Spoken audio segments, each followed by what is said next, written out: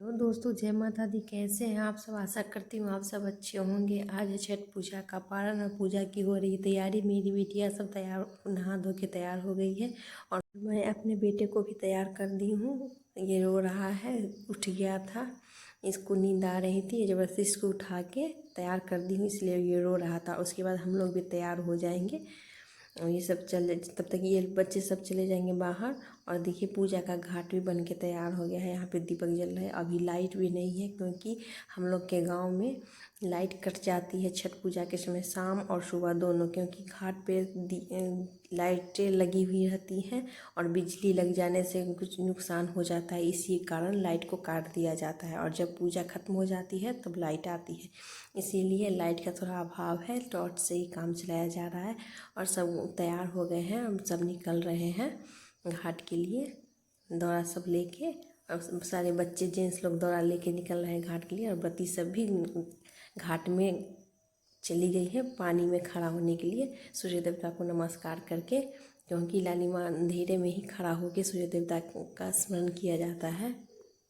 और उधर व्रती सब खड़ा हो गई है, सूर्य देवता को नमस्कार करके दिए जलाए जा चुके हैं। सारे पे इतना सुहावन लग रहा है ना, और सारे बच्चे पटाखे छोड़ रहे हैं, इतना अच्छा लग रहा है, सब मस्ती कर रहे हैं, इतना सुहाना लगता है ना, छठ बता नहीं सकते हैं। इस समय का व्रत का जो सुबह की लालिमा होती है ना, इस सच में ये इतनी सुंदर लगती है, पता नहीं। अब धीरे धीरे सुबह हो रही है और जिससे सूर्य की लालिमा होगी तो अर्घ, सूर्य देवता को अर्घ दिया जाएगा। और लाइट के कारण दिखाई नहीं पड़ रहा था और अब सुबह हो गई है तो सब अच्छा सा क्लियर दिखाई दे रहा है। और सारे बच्चे पटाखे छोड़ रहे हैं। मेरा बाबू भी रो रहा था तो मेरे गोदी के लिए, तो उसको गोदी ले ली है। सारे बच्चे दिए जला के पटाखे छोड़ रहे हैं। और सच बताओ तो ये व्रत इतना पावन है और इतना अच्छा लगता है। इस व्रत में कितने साल भर लोग इंतज़ार करते हैं छठ पूजा की तैयारी।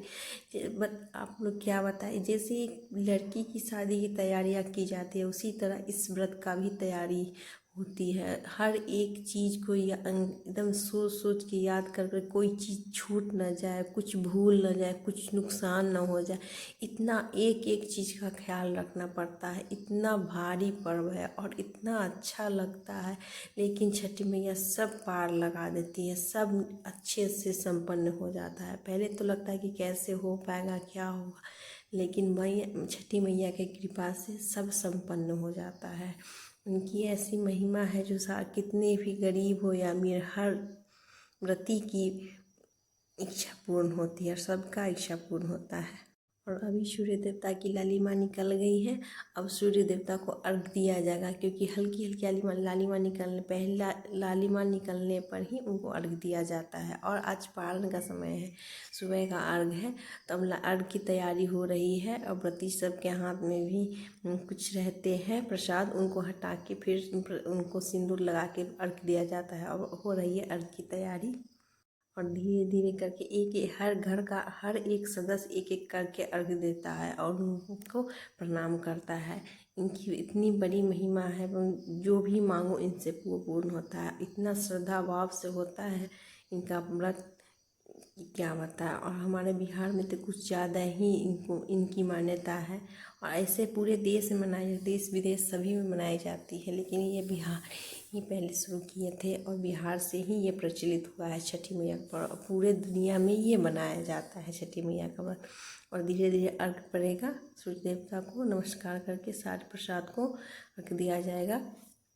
गाँव की एक खासियत है ना, जो जितने भी शहर में रहते हैं सबके परिवार के हर सदस्य, और लेकिन छठ पर्व में हम कोई कहीं भी रहे, वो देश विदेश से लौट के अपने गांव आते ही हैं।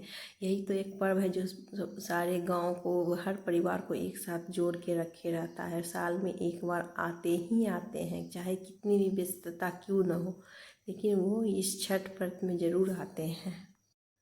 जिन माताओं बहनों को मेरी वीडियो अच्छी लगती है, मेरी वीडियो को लाइक कीजिए और सब्सक्राइब कीजिए और हमें सपोर्ट करना ना भूलें, क्योंकि आप लोग मेरी वीडियो देख तो लेते हैं लेकिन सब्सक्राइब करते नहीं हैं, क्योंकि मेरे सब्सक्राइबर ही नहीं बढ़ रहे हैं और लाइक भी नहीं करते। और कमेंट करके बताइए कि मेरी वीडियो कैसी लगती है आप लोगों को, और आप लोग कहाँ कहाँ से मेरी वीडियो देखते हैं।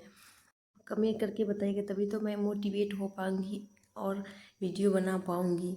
आप लोगों की इच्छा होगी कि हाँ चलो कहीं से कहाँ कहाँ से लोग देखते हैं तो आगे बनाओ, आगे बढ़ पाऊँ, क्योंकि मैं भी अपने बच्चों के लिए, अपने फैमिली के लिए कुछ करना चाहती हूँ। अगर आप लोग का सपोर्ट रहेगा तो मैं भी कुछ कर पाऊँगी।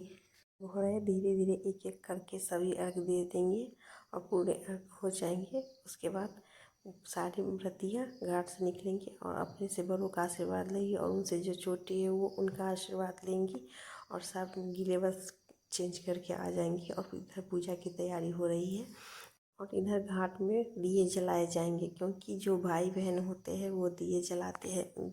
जलाने से इनका प्यार ऐसे ही बना रहता है और पति पत्नी भी जला सकते हैं।